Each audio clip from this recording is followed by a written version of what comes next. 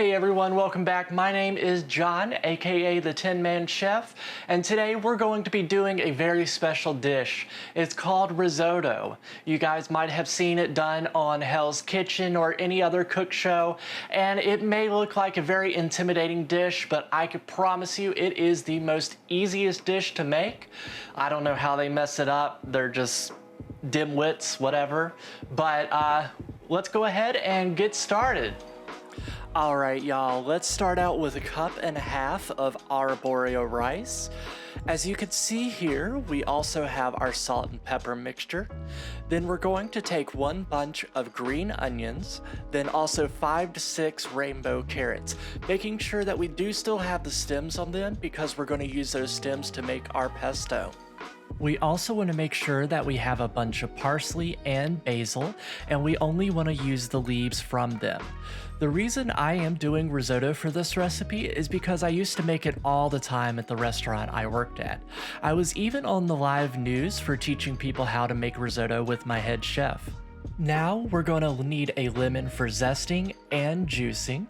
Also, we're going to need 4 to 6 cloves of garlic, making sure that they are minced well. For this recipe, we have 8 ounces of goat cheese and 1.5 cups of Parmesan Reggiano.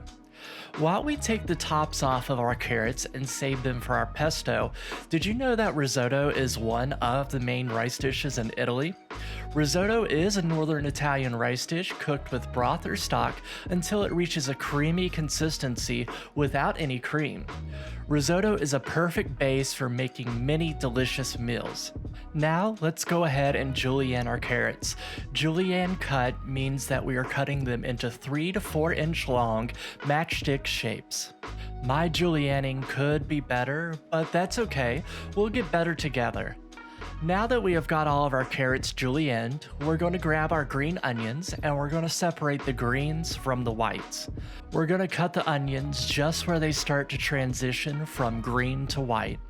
After we have done that, let's slice up our whites first, slicing them relatively thin, making sure to cut off those roots, and put them into the compost pile.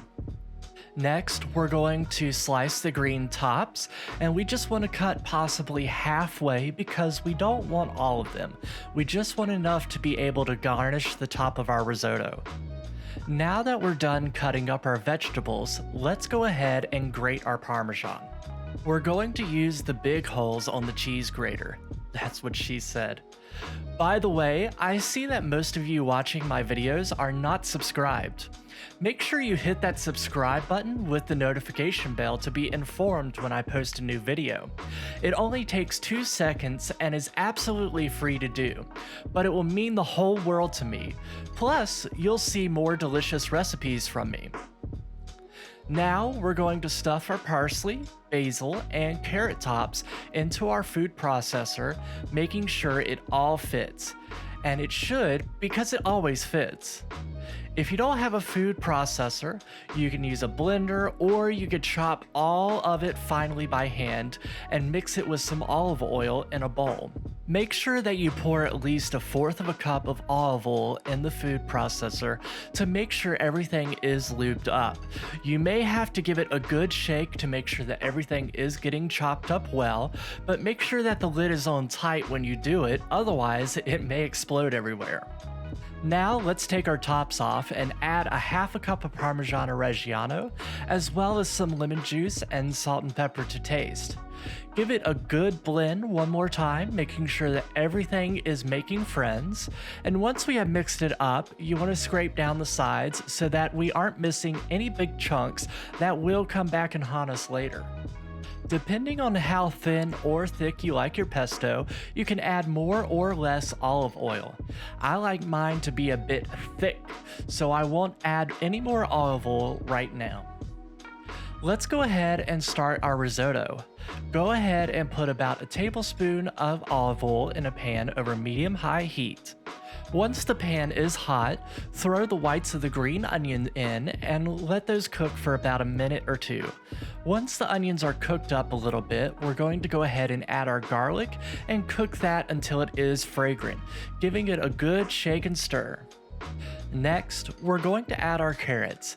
And don't worry about overcooking the carrots, they will be perfectly cooked by the time you're done with the whole risotto. But we're just going to give that a good mix, make sure everything is coated well with that olive oil. Now let's add our Arborio rice and give that a stir, making sure that everything is incorporated and let it cook for a minute or two. Next, let's deglaze with our white wine. Just a splash should be sufficient. We aren't trying to get anyone drunk here. Make sure that you are scraping the bottom of the pan to get that fond off the bottom, because that is where all the flavor lies.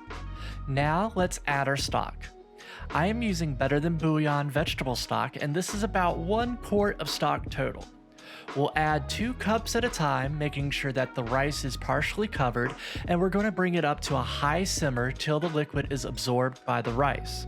As you can see, it is thickening. Now, once the rice has absorbed most of the first part of the stock, we're going to add the rest of our stock, keeping it simmering until most of the stock is absorbed as well. Now, once the stock is absorbed, let's add our Parmesan. Make sure that we only add half a cup at a time because Parmesan is salty, and it also depends on how cheesy you like it. After that, we're going to add our 8 ounces of goat cheese and give that a good mixing. Goat cheese will take a little bit to melt down, but just keep stirring and it will all incorporate. Make sure that you are seasoning it to taste, and there you are. And there you have it, folks, our risotto. So I'm gonna go ahead and plate it up here. Get a good, nice spoonful of it. And it is best to serve this hot and fresh. It does make perfect lunches, perfect dinners, and even a perfect breakfast, because why not? But we're gonna top it with our pesto.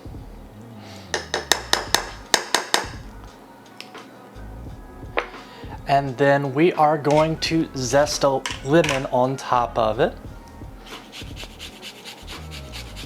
And for extra dramatic effect, we have leftover Parmesan and the tops of our green onion.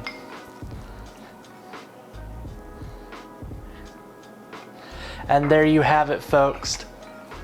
A risotto that is quick, simple, and easy to make. And I'm sure everybody in your family is going to love it.